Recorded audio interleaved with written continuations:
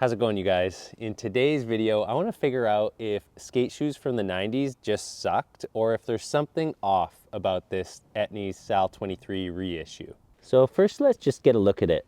Generally speaking, it's actually really close to accurate. They didn't do the contrast stitching on the black one in the past, and it wasn't a white sole in the past. This one had a black sole with gum, which I think actually looked better, although this is pretty cool. I think it looks good. We got the 23, and also it's the original sole or very close to it, so that's cool. But there's something a little bit off when I put this shoe on. Okay, so the main problem I'm having with these shoes is in order to get it looking half decent like this one, I have to have it way too loose to actually skate. And this one on the left-hand side is tight enough to the point that I can skate it, but it just starts to look weird. The look down factor is not very good on the one that's all cinched up. And there's also way too much fabric on this panel right here. You can see how it's all wrinkled.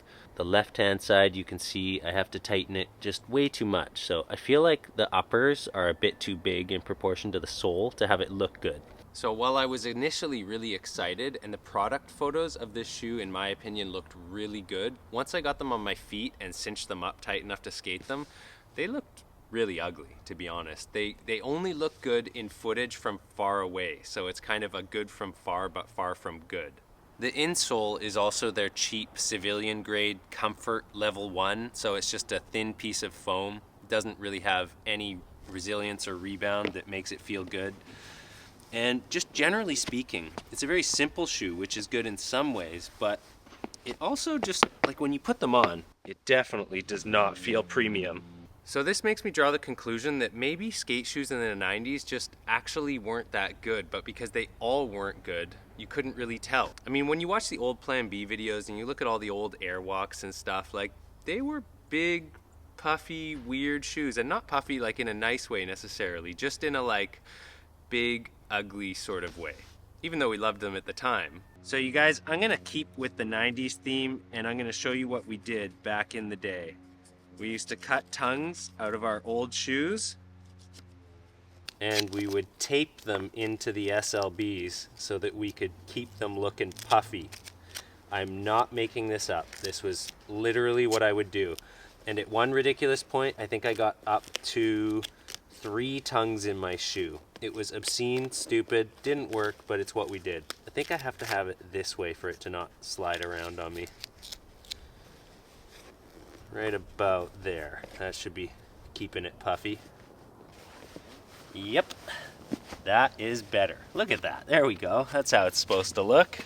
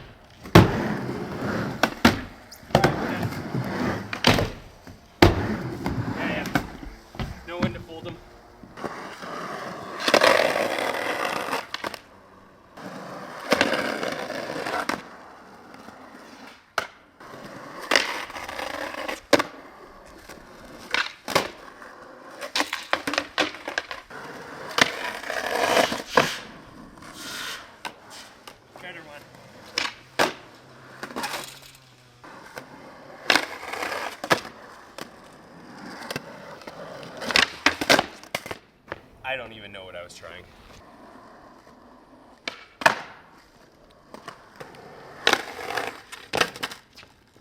Let's try kickflipping these. Let's see how the flick test is. I mean, I can't complain with that. That was pretty good.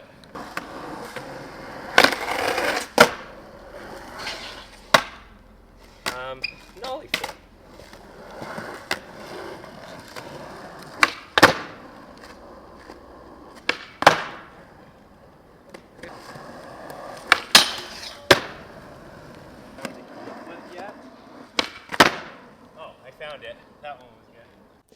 So we had a bit of a microphone malfunction when I was testing the flicks, but I had a really good kick flip and heel flip in them. I don't know if I can even repeat that. My wife's laughing.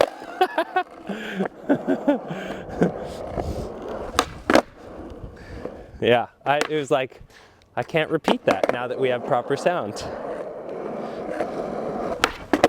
Yeah, there we go, there we go. You know, I'm kind of getting used to them now that I've forgotten how good my regular shoes are, and these are becoming a normal feel. It's like not that bad.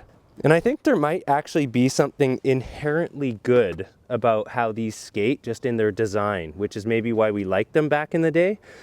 But the main problem I'm having is like some obvious errors in stitching and size of the panels, and just the fact that they feel like a soggy piece of suede wrapped around my foot as opposed to like a decently firm shoe. And that's brand new, so they're not going to get better that way. But yeah, I'm starting to find the flick and I kind of like them in a way.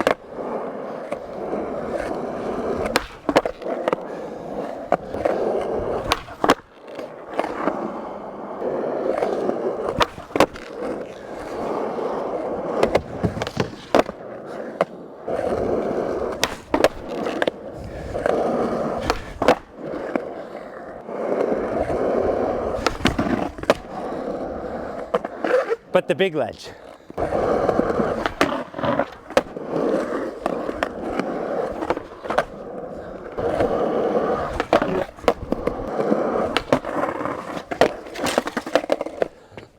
kind of want to skate my normal shoes again, if I'm being totally honest.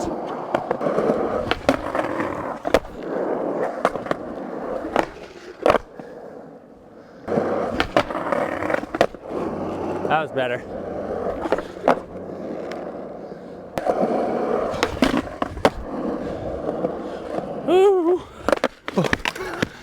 And I had to ruin it by trying that. The back tail felt good, oh well.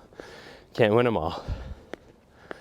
Well, I know that wasn't a lot of skating, you guys, and the truth is, it's because I didn't want to skate the shoes. They just feel really bad. So let's get into the pros and cons of the shoes. All right, so the pro is that they actually did a really good job getting very close to the original, with a few exceptions that I can't totally figure out.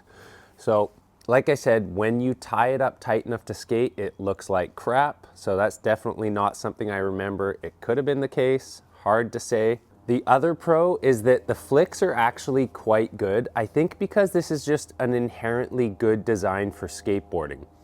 So now let's get into the cons. And the biggest con is that this is a shell. This is a shell of a good shoe. Everything about it feels like it was put together as quickly and cheaply as possible. And maybe it is actually true to what shoes were like in the 90s, but the problem is skate shoes have gotten so much better that you can't put out a shoe that's that crappy. And to be totally honest, there is also some pretty big manufacturing defects, like wrinkles in here before you even lace it up tight. So you can see that there's some sloppiness. But let's get back to modern skate shoes, because you can't use the excuse that, well, we just created an accurate replica and skate shoes were bad back then. Okay, so explain half cabs. Right? Like, they've done a lot of work to upgrade the half cab to bring it up to modern skate shoe standards, right? We got tongue straps in here, a more puffy tongue. They have a better insole. Everything about the modern half cab is far superior to what it used to be, yet it looks almost identical to the old ones. In fact, it looks a little bit better, to be totally honest. A dunk would be another really good example of a shoe that's been made to look really nice and skate well. I personally don't like dunks, but there's a lot more people that do enjoy skating them than don't. So again, there's a lot of examples. You've got the Vans old school, you've got Nike Blazers. There's so many examples of skate shoes that are upgraded to actually live up to how good a modern skate shoe is. So if I'm being totally honest, when I look at a shoe like this, I ultimately see it as a fail. You have to make a shoe that skates well right out of the box without modifications. It has to still look good after you lace it up, and it has to actually feel good enough for you to want to keep it on your foot. Because outside of nostalgia, which, let's be honest, only people who skateboarded from about 93 into about 99 will have any sort of connection to this shoe. The outside world doesn't know anything about this shoe. Like, I'm not gonna wear it outside of actually, I'm not even gonna wear it skateboarding. You guys already know that, but like, I wouldn't wear this to pick my kids up from soccer. I wouldn't wear this going out to dinner. It's an obscure shoe. So to make it not very skatable is a total fail, because the only people that actually want this are people that might actually skate it. So I will admit, I'm pretty disappointed. I had a lot of hope for some of these reissues that they might be better. The Snake was a little more comfortable, but a lot less skatable. Like, I skated better in this one. And the Scam is still gonna come out soon. I have no idea what that's gonna be like, but at this point, I'm almost giving up hope. And I know you guys are actually probably done hearing about this. Like, 90 to 95% of skateboarders really don't care. And unless these re-releases get a lot more skatable and comfortable, then I don't actually see the reissues gaining a lot of traction. It's gotta be up to modern skate shoe standards. Again, like Nike and Vans. And in my opinion, the company that is actually killing it the most is New Balance. Let's think about that real quick. This is a company that was synonymous with grandpas. Big, wide, comfortable, ugly shoes that nobody wanted to be associated with. And they've made everyone comfortable or okay with wearing that N. I also think that they are doing a lot of the most aesthetic designs, and that's why people are gravitating towards them. And after finding some models that fit my foot, I find them to be some of the most skatable shoes out there. Really durable, really high performance. So I can't imagine spending 130 of my hard-earned Canadian dollars to have a shoe that I don't really want to wear anywhere and that I don't really want to skate. It was fun for a bit, but that's about all I have to say. And to anyone who thinks I might be being a little bit harsh, specifically maybe people that work at Soltech or for Etnies, you have to make a skatable shoe. There is examples of high-performance skatable reissues. So this is not a new thing. There's no excuse for it. That's the end of it. Can't sugarcoat it. Anyways, I hope you guys are doing awesome. I'm probably gonna make a video about my setup soon, but that's maybe one other. Oh, I can't make promises. That's dumb. I didn't make a video for like 4 months. Anyways, I hope you guys are doing awesome. I'm gonna go. Okay, bye.